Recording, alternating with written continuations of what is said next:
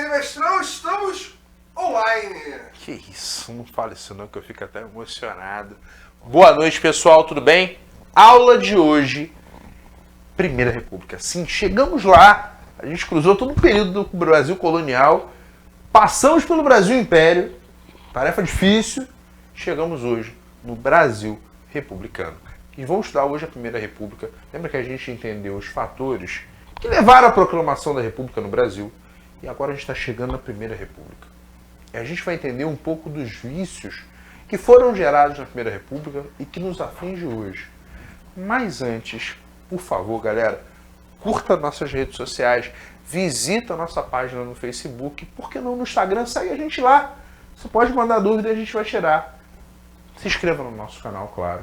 Curta os nossos vídeos e, por favor, deixe a sua pergunta. De bate pronto, deixa a sua pergunta em todos os lugares possíveis. Porque em todos os lugares possíveis ela será respondida. E qual a nossa ideia, gente? É fazer você passar. Você é a nossa melhor propaganda, tá ok? Você passando, você arrasta muito mais gente com você. Porque exemplos sempre arrastam. Exato. Outro ponto. Tem meu Instagram também, né, galera? Por favor, curte lá, nos segue, beleza? A nossa meta hoje, gente, é você. Vamos lá. Hoje a gente vai estudar a Primeira República. E quando nós falamos da Primeira República no Brasil, a gente vai tentar abordar uma república que nasce em 1889, que ganha a sua primeira Constituição em 1891, que se estende até 1930. Eu dividi esse período em dois, porque a efervescência é muito grande. Hoje a gente vai abordar alguns tópicos para a gente entender a configuração, tanto política quanto social e até econômica, desse período. Na próxima aula, a gente vai abordar um pouco das revoltas, dos movimentos sociais que aconteceram também na Primeira República. Tá ok? Vamos lá? Vamos começar? Quando nós falamos em Primeira República, gente, eu quero que você guarde muito bem duas fisionomias, porque são duas fisionomias de dois militares. Sim, a Primeira República do Brasil ela é conduzida por dois militares. O primeiro, Marechal Deodoro da Fonseca, e o segundo, Floriano Peixoto. Esses dois nomes aqui, eles são essenciais para a gente entender como vai ser conduzido o processo republicano no Brasil. Agora a pergunta que eu faço é, por que dois militares? Por que o Brasil sediou a República com militares? Essa é uma pergunta válida, e por uma razão. Quando nós deixamos de ser império para nos tornarmos república, o que acontece? Ainda era muito viva na lembrança da população brasileira de que o Brasil viveu no império. E as pessoas desenvolviam um afeto para com Dom Pedro II.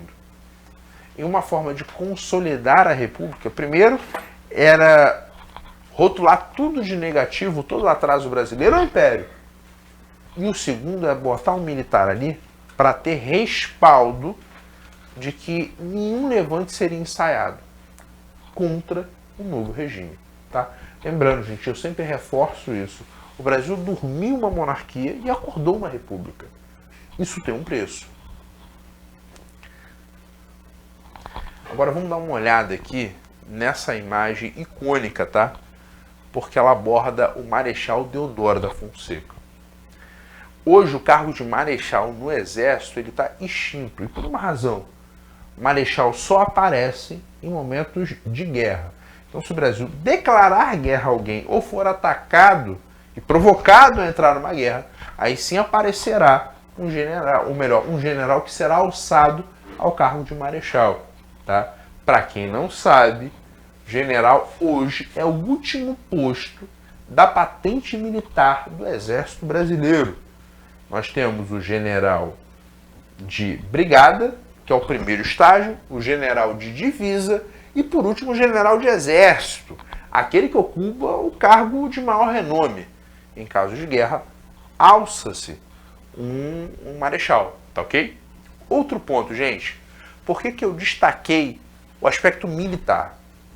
Porque o Marechal Deodoro da Fonseca, ele é um militar, ele foi peça muito importante para a derrubada do Dom Pedro II, sendo que ele é um republicano genuíno? Não. Mesmo ele sendo um presidente do Brasil, o Marechal Deodoro da Fonseca, ele era monarquista. No entanto, em virtude da comoção social das camadas economicamente privilegiadas, e a gente pode destacar as elites políticas do país, e de movimentos militares muito fortes dentro da própria caserna é um termo para designar casa dos militares, é que a gente entende que não tinha como ele recuar. A população, quando eu falo população, não estou falando do povão não, estou falando da população da elite. E grupos do oficialato militar fizeram a pressão, olha, agora é contigo. Nós queremos chegar ao poder. Nós esperamos muito tempo para isso. A hora é agora. O recado foi dado e o Marechal Deodoro da Fonseca percebeu o seguinte, cara, eu tenho que ir. Eu fui muito longe para poder recuar e agora eu não posso sequer recuar. Eu tenho que levar adiante. E a pressão foi tamanha que o Marechal Deodoro da Fonseca se torna o primeiro presidente do Brasil. No entanto, gente, talvez algum militar tenha habilidade para ser tanto político quanto militar. Mas, via de regra, os militares não têm tanta habilidade para fazer política. Político faz política. E o que é política? É saber buscar apoios, conservar a base e até mesmo negociar com a oposição. O militar sabe trabalhar dessas formas? É difícil determinar que sim ou que não, porque nós estaríamos generalizando. Mas nós sabemos o seguinte, militar, via de regra, não pede, manda. Ele costuma dar ordens. E o Marechal Deodoro da Fonseca não soube separar muito bem isso. Porque quem é militar acaba vivenciando em demasia o militarismo. E acaba reproduzindo esse militarismo no dia a dia. O que é um problema, porque a sociedade civil é uma coisa, o militarismo é outra. O Marechal Deodoro da Fonseca não teve esse jogo de cintura. Então, rapidamente, a relação dele para com o Congresso Nacional, ela foi se deteriorando, assim, muito rápido, pelo espaço de tempo. Tanto que o Marechal Deodoro da Fonseca vai enfrentar sérios problemas, inclusive dentro das Forças Armadas. Lembrando que a Marinha do Brasil ameaçou bombardear a cidade do Rio de Janeiro, com a prerrogativa de que Marechal Deodoro da Fonseca era um cara chamado de centralizador, alguém que não partilhava dos valores democráticos e republicanos que se esperava do novo líder e, sobretudo, do novo regime. Então, essa relação ela foi muito ruim. E detalhe, gente, um outro problema que talvez seja ainda pior. O vice do Deodoro da Fonseca também era um militar, que era o Marechal Floriano Peixoto. Qual o problema? O Floriano Peixoto, que era o vice, ele, além de ser entusiasta do jacobinismo francês, ele era um cara que fazia oposição ao presidente. Ele era um cara que não queria o presidente no cargo por muito tempo, porque ele ambicionava estar no lugar do Deodoro. Fato que ele conseguiu, ok?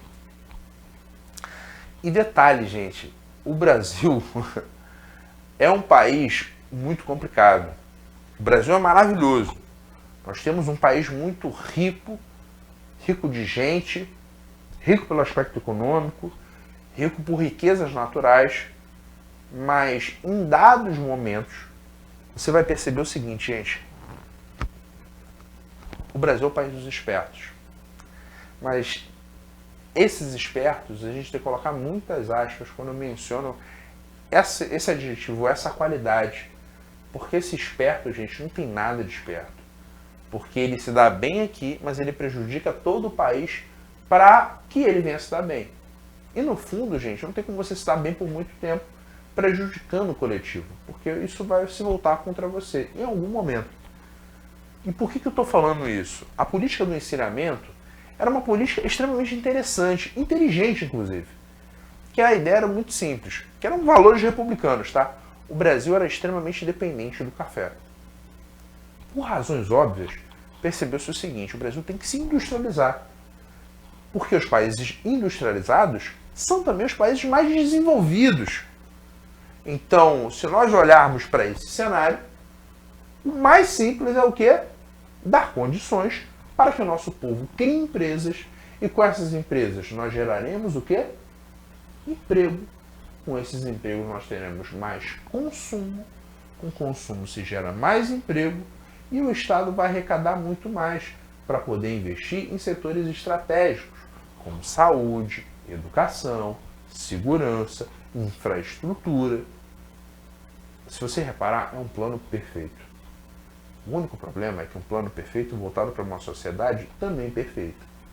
O plano poderia até ser perfeito, mas essa sociedade aqui está longe de ser perfeita. Diante de tudo isso que eu falei, eu vou explicar o porquê desse discurso. No ensinamento, gente, criou-se condições de financiamento muito favoráveis para que a população pudesse criar empresas e poder investir.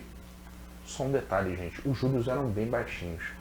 E era bacana, sendo que talvez tenha faltado um pouco mais de malandragem. E eu busquei palavras, mas essa é melhor, para definir o Rui Barbosa. O Rui Barbosa, como eu disse, fez um plano perfeito para uma sociedade perfeita. E o que teve de gente que pegava esse empréstimo a juros baixos para poder especular na Bolsa de Valores, não estava no gibi. Mas aí você vai se perguntar, pô, mas calma aí, cara, tu não falou que para ele contrair esse empréstimo ele tinha que criar uma empresa para ele poder investir e gerar emprego? Sim, ele até criou a empresa. Sendo que essa empresa era uma empresa fantasma, uma empresa de fachada, ela não existia na prática. Foi só para ele conseguir um empréstimo a juros muito baixos, reinvestir esse dinheiro e pagar o que ele estava devendo. Mas essa prática ela se tornou uma prática recorrente, porque outras pessoas copiaram o modelo e fizeram igual. Só teve um probleminha. O governo estava emprestando muito dinheiro e não estava tendo retorno desse dinheiro. O que começa a se perceber? Tantas empresas estão surgindo, mas cadê os trabalhos, os empregos que não estão acompanhando? Até o governo ter a percepção de que ele estava caindo num golpe grande e que essas empresas não iriam sair do papel jamais, foram só utilizadas para poder contrair esses empréstimos, demorou muito tempo.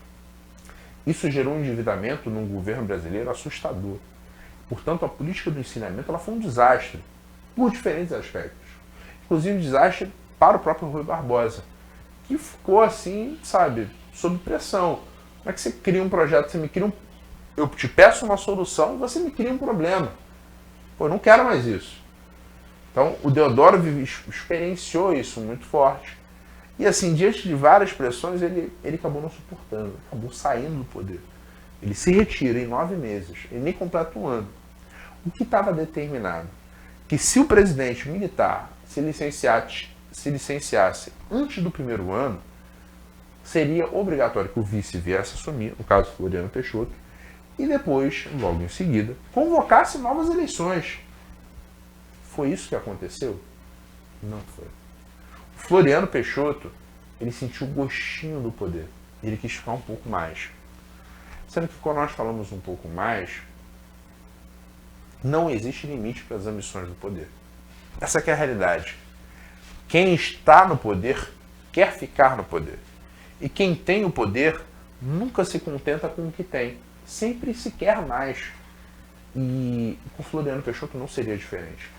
Ele sentiu o gostinho de estar na presidência. E o que ficou decidido? Eu vou ficar aqui um pouquinho mais. Ninguém vai nem perceber. Ele que deveria convocar novas eleições, ele se estende no poder. E isso vai gerar insatisfação de muita gente. Sendo que é muito engraçado, porque o pioneirismo, ele é muito importante na vida. Quem chega primeiro bebe água limpa. Sendo que também quem desbrava, quem chega primeiro, tende ao quê? Até por não ter experiência, tá? A quebrar a cara um número maior de vezes. A errar. Quem está desbravando tende a errar mais. Quem vem logo atrás tem a oportunidade de observar o erro e não fazer igual. Tomar um rumo diferente. O Floriano fez isso? Muito, galera. O Floriano observou o Deodoro. viu que o Deodoro era extremamente autoritário no falar com os políticos. E ele precisava dos políticos para que os seus projetos fossem aprovados. Floriano vai reproduzir esse comportamento? Não. Floriano vai ser maleável. Vai tentar ser um cara que é agradável para a classe política. Vai conseguir? Mais ou menos. Porque o fato dele não ter convocado novas eleições vai ser aquela chaga que nunca vai se secar. Todo momento ninguém acusava o Floriano Peixoto de ser um cara autoritário, centralizador. Isso vai passar? Não vai. Tanto que a própria Marinha do Brasil vai novamente fazer uma revolta. Isso era chamado de Segunda Revolta da Armada. E que irá bombardear a cidade do Rio de Janeiro. Gente, a cidade do Rio de Janeiro é a capital do Brasil. Mesma coisa de pegar agora, mover tropas e bombardear Brasília. Eu vou arrumar um problema gigantesco para minha vida. Fatalmente. Eu sei que você conhece alguém que tem aquele discurso, tem que jogar uma bomba no Congresso. Pois é, não tenta fazer isso. Então o que você vai arrumar um problema para algumas gerações de sua família. Vamos seguir, gente. Como eu disse, a Marinha esboçou inúmeras vezes tentativas de bombardear. Sendo que não foi o suficiente. A verdade é a seguinte, o governo brasileiro ele vai consolidar o seu poder através da Constituição. Uma vez, disseram o seguinte, as leis de um lugar representam a cultura do lugar. Quem é de comunidade sabe muito bem o que eu estou falando. Quem detém o controle cultural do lugar, o que pode ou não pode ser feito, manda no lugar. O que o Partido Republicano tentou esboçar com isso? Chegamos ao poder. Agora a gente tem que criar mecanismos para poder se manter no poder. Chegar é fácil, se manter é difícil. Criou-se a Constituição. E nessa Constituição havia um apelo muito grande. Um apelo pela federalização do Brasil. Mas antes existiam 3 projetos. O Brasil estava dividido entre esses 3 projetos. Pelo aspecto ideológico, tá? Existia o jacobinismo francês, inspirado nos jacobinos da França, que eram movimentos que visavam o quê? Trazer um aspecto mais social para o Brasil. Ter um Estado mais atuante na vida do trabalhador. Outro ponto foi o positivismo, que trabalhava uma ideia de meritocracia muito bem desenhada. Eles usavam o termo sociocracia. Sempre designar para determinado cargo o melhor da atividade. Só tem um probleminha. O melhor professor é também o melhor gestor da educação? Não. Não. Assim como nem sempre o melhor médico vai ser um bom ministro da saúde. Por uma razão, gente. Atuar numa área é uma coisa, gerir essa área é outra completamente diferente, cara. Você tem um soldado que é maravilhoso, mas não serve para ser general? Nunca. Porque ele sabe atuar enquanto soldado, mas ele não sabe o que? Comandar, como o general o faz. Então, isso são, se você tiver essa habilidade de ser um e outro, maravilhoso. Mas normalmente não é assim. Então, e o liberalismo norte-americano surgia com muita força. O modelo adotado foi um modelo liberal, justamente inspirado nos americanos, tá? Dos Estados Unidos. Agora a nossa bandeira, a nossa primeira bandeira, ela se assemelhava com os Estados Unidos, sabia? E foi um desastre, tanto que era Estados Unidos do Brasil. A bandeira ficou tão feia, mas tão feia, que os positivistas rapidamente criaram outra. Tanto que o lema da bandeira nacional é ordem e progresso. Eram lemas positivistas da época. Era ordem, progresso e amor. Retiraram o amor e mantiveram ordem e progresso. Qual era o objetivo? Vencer um legado ideológico. Mas, gente, mesmo que a bandeira fosse positivista, na prática, o liberalismo venceu no Brasil. Foi a política adotada, tá? E aqui, gente, eu destaquei aqui essas imagens para falar justamente dos modelos. Eu coloquei Fernando Henrique, Vargas e até mesmo Lula para designar o quê? O liberalismo. Sim. Modelo a ser seguido. O outro, jacobinismo, eu destaquei algumas imagens da França. E ordem e progresso como lema do positivismo. Quem vai vencer? O liberalismo, ok? Vamos para mais uma, a bandeira aqui. Bandeira muito bonita, né? Cada estrela dessa representa um estado da Federação Brasileira, uma federação. Opa! E aquela estrela solitária não é a estrela solitária do Botafogo. Muito pelo contrário. É a capital do Brasil, Brasília, tá, galera? Agora, qual foi o legado, gente? Durante muito tempo, a queixa contra o imperador era que ele era extremamente centralizador. O que era um problema, tá? Então, qual foi a decisão dos novos republicanos que aderiram ao movimento? Cara, a gente precisa dar autonomia para cada região. Daí a ideia do federalismo, inspirada nos Estados Unidos. Apesar da nossa Constituição ser completamente diferente. A Constituição norte-americana ela tem 15 emendas e o restante é que cada federação tem o seu mecanismo de lei. No Brasil é assim? Não. A gente não tem um termo orientador jurídico. Por exemplo, o Brasil não tem só 15 emendas. O Brasil tem várias leis. Mas ainda assim você tem o quê? Uma estrutura de poder, que você tem leis federais, leis estaduais e, pasmem, leis municipais. Então você tem todo um encadeamento de leis. E dentro desse caos de leis, que é baseado no Civius Law, baseado naquilo que está escrito, que é uma característica romana, nós construímos o nosso sistema jurídico brasileiro. Está mudando? Está mudando. Por exemplo, o nosso direito ele tende a caminhar em direção ao direito saxão, que trabalha com conjunto indiciário, com decisões tomadas por juízes anteriores. Mas ainda não é o nosso caminho. E também não é o caminho que eu quero percorrer nessa aula, tá?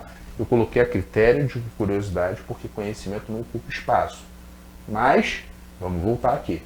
E, portanto, o Brasil decidiu adotar um modelo muito semelhante ao modelo norte-americano, modelo de federações, tá? Que é um modelo que vigora até hoje.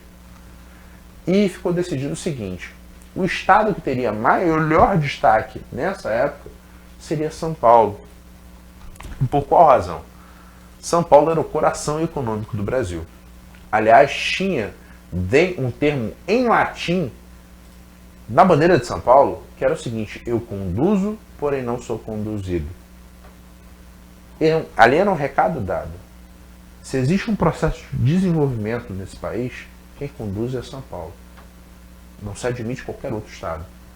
Só para você ter uma ideia, durante o Império, o Ceará tinha um destaque maior do que o estado de São Paulo.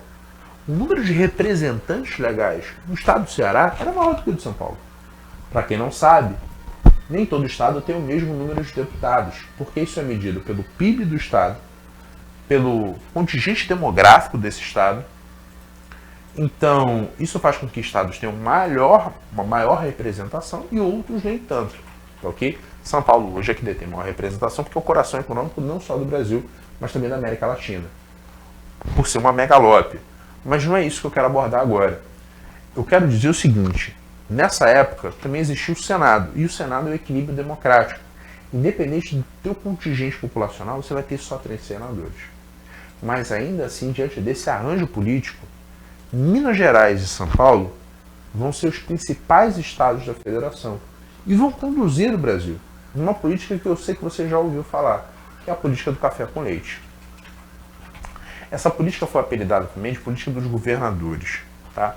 Mas a política do café com leite ela tem um termo muito importante, porque nós sabemos que São Paulo produzia café. E aí você vai falar, pô, Minas Gerais produz leite? Não, de jeito nenhum. Na verdade, Minas Gerais recebeu esse nome por ter o maior curral eleitoral. Sim, a maior densidade populacional que existia nesse período ficava em Minas Gerais. Até porque o estado de Minas Gerais ele é maior do que o estado de São Paulo. Ok? Agora vamos pensar a política dos governadores. A política dos governadores ela foi criada no governo Campos Salles, que foi o presidente do Brasil. Campos Salles não foi o primeiro presidente do Brasil, mas foi um presidente muito atuante na fragmentação do poder. O primeiro presidente do Brasil foi o Prudente de Moraes, que dormiu com a faixa. Sério? Estou orgulhoso. Detalhe, antes de dormir com a faixa, o seu mordomo dormiu com a faixa. Por quê? Com medo de tomarem o poder e tomarem a faixa. Você vê como o Brasil é uma pegada simples, né? Claro, tomou a faixa, o Brasil não vai assumir a presidência. Parece loucura, mas somos nós. Todo mundo tem um pouquinho de Cuca, né, gente? Pra quem não sabe, Cuca, treinador do Atlético Mineiro, tem lá suas indiciocracias, né? suas superstições, com o brasileiro não é diferente, tá? Mas voltando aqui, Campos Salles vai adotar essa política dos governadores. E a política dos governadores vai dar muito poder a quem? Aos governadores, mas sobretudo às lideranças locais.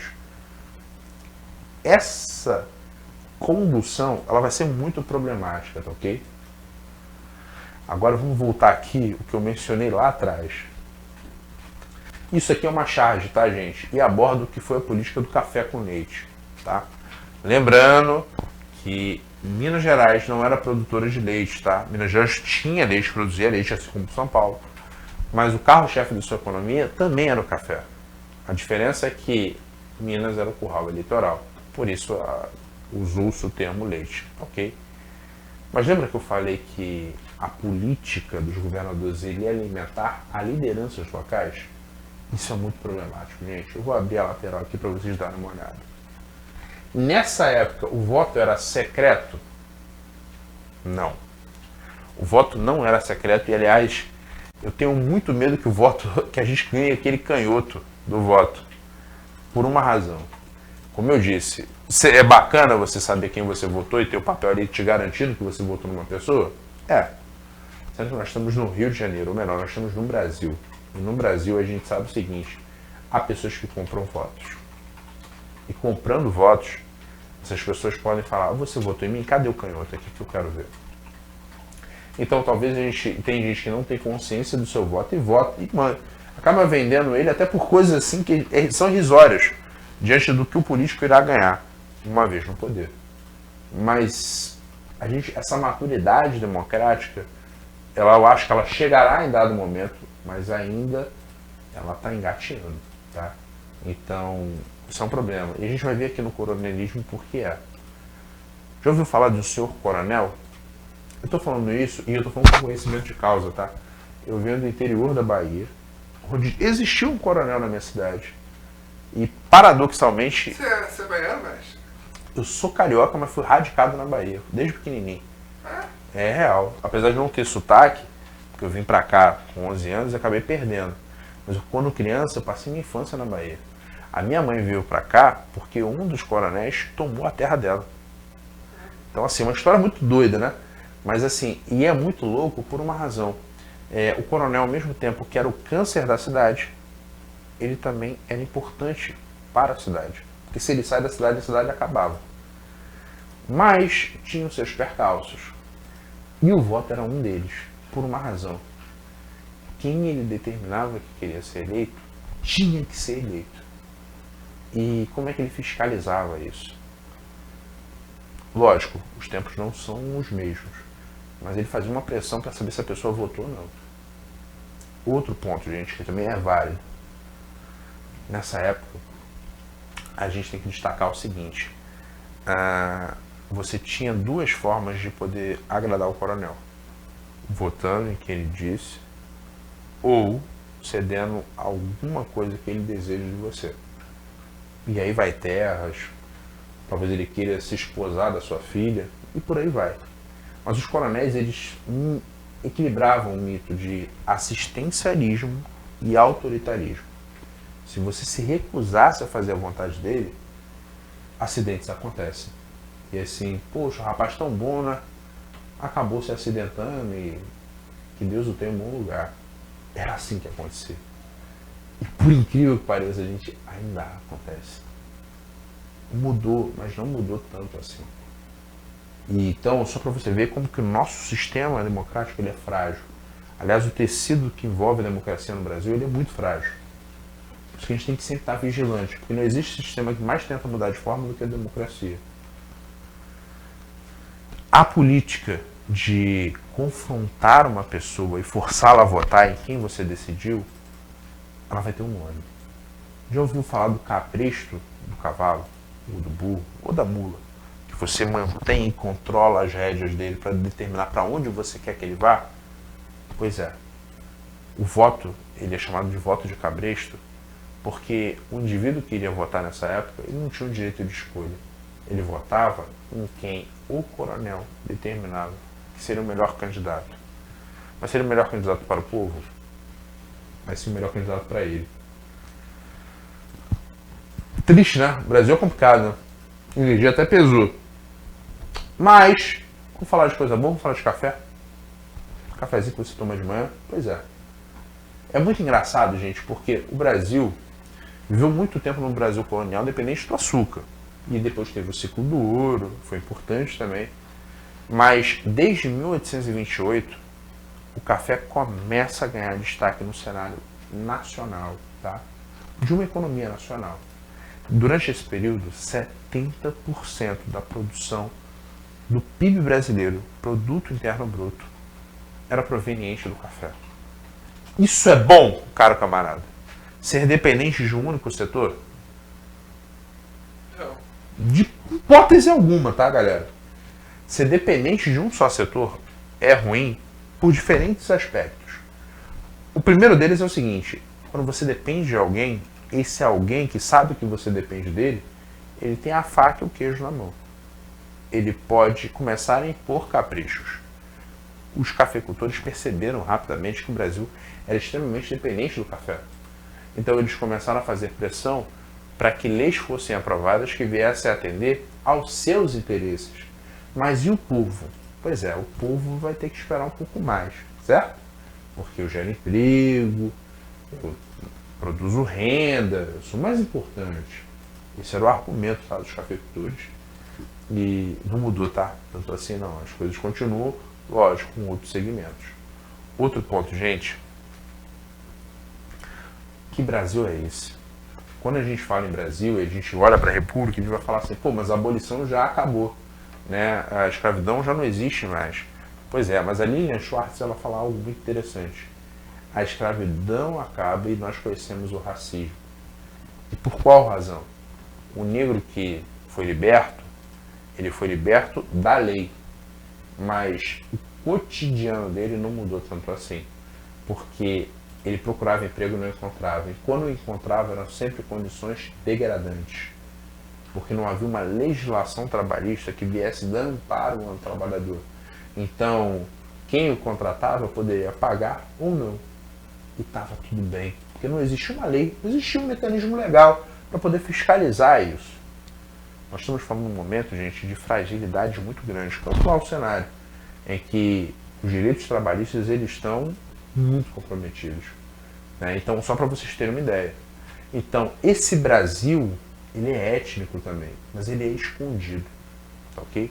Dê uma olhada nessa foto e vocês vão perceber alguns vícios da cultura brasileira. Você vai ver o negão pegando peso, você vai ver o coronel branco mandando o capataz. São uma sociedade muito bem estabelecida. A integração do negro numa sociedade de classes assim foi muito problemática. Já dizia Florestan Fernandes, que escreveu um livro justamente com esse título: A Introdução do Negro na Sociedade de Classes. A racialidade vai ser um tema aqui, tá? E, gente, quando a gente fala em racialidade, não tem como não falar que os cafeicultores tiveram vários privilégios. Dentre eles, sabendo da sua grau de importância, eles determinaram, tá, que o convênio de Taubaté fosse feito. O que era o convênio de Taubaté? Era um fundo de reserva, que no momento que o café tivesse alguma crise econômica que pudesse impactar na produção, o governo brasileiro seria obrigado a comprar o café para manter o preço. Algo que foi feito, por exemplo, no governo Vargas, onde se comprou o café e depois queimou-se esse café, justamente para preservar o preço, ok? Só um detalhe, galera. Eu mencionei tudo isso, beleza? Ok. Sabe que tem um outro lado aí nessa história? Quando os lucros eram adquiridos pelos cafeicultores, eles ficavam na mão de quem? Dos cafeicultores. Quando havia um prejuízo, esse prejuízo era socializado para as populações mais pobres. Então era capitalismo para a elite, socialismo para os mais pobres. Se concentrava a riqueza e se socializava as perdas.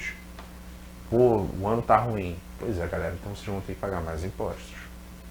Mudou tanto assim? Se nós olharmos o atual cenário político, e não somente o atual, tá? Os últimos 20 anos, não mudou tanto assim. As coisas ainda continuam assim, continuam a mesma, beleza?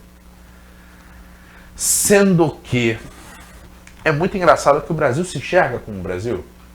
A elite brasileira se enxerga como brasileiro? Nossa, De jeito nenhum.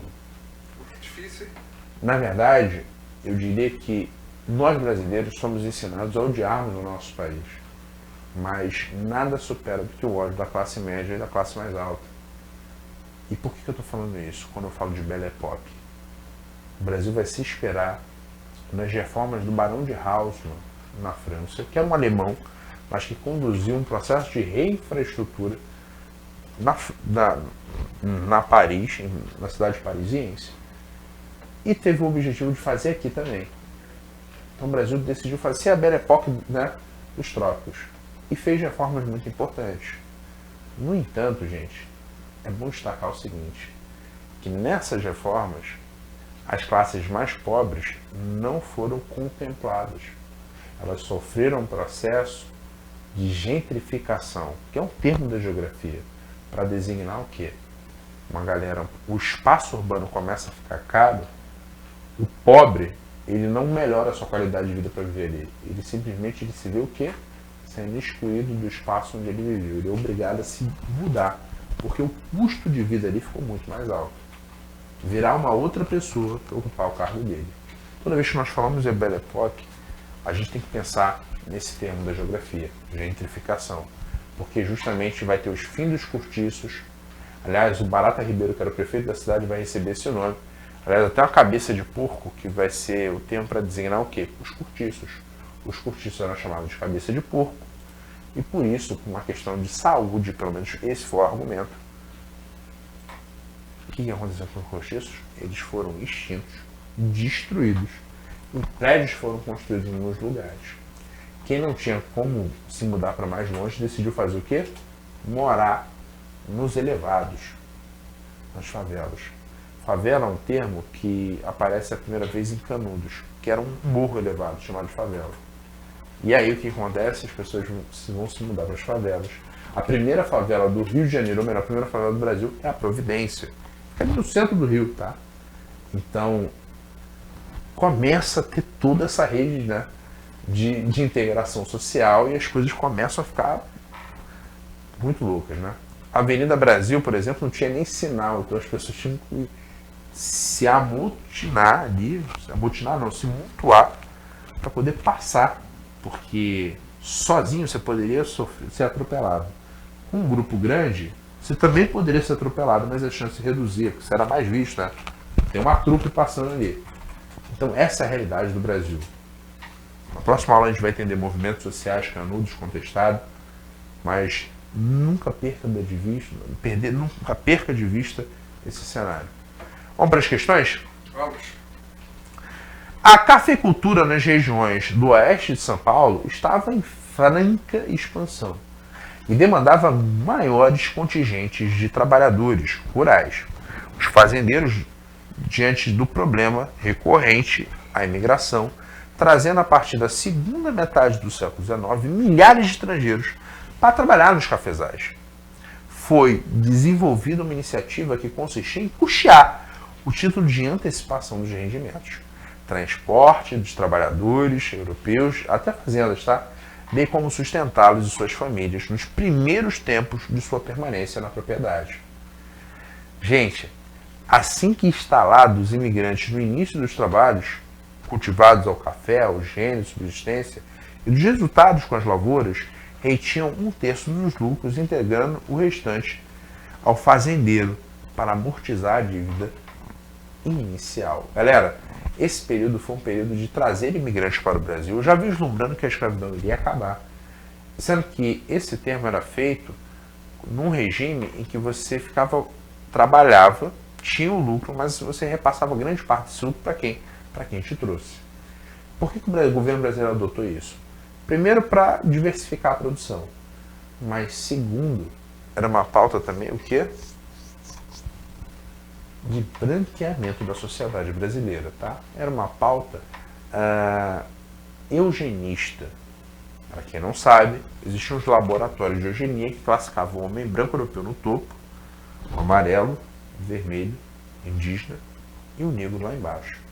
A ideia era clarear a sociedade brasileira. E assim iria se obter o tão esperado desenvolvimento do Brasil. Porque desde aquela época já se discutiu o quê? O Brasil era o país do futuro. E nós estamos esperando esse futuro. E eu acredito também, cara, que ele vai chegar em algum momento, tá? Mas era complicado. Vamos para as questões aqui.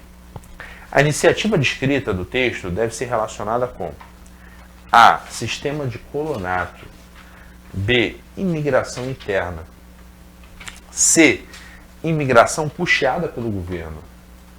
D. Imigração ilegal. E. Sistema de parcerias. Galera, só para vocês terem uma ideia, o colonato ele é um pouquinho diferente. Porque o colonato, o cara viria e ele iria explorar a terra, mas ele seria um sócio seu, né? Porque ele não ia repassar parte dos lucros dele. Ele iria explorar a terra e a gente ia dividir tudo. Era diferente, tá? Ele vinha com mais autonomia. A imigração interna, gente, até aconteceu, mas muito mais na colônia, no momento de crise do açúcar, em que pessoas migraram para a região mineradora, tá? Não à toa que essas pessoas eram chamadas de emboabas.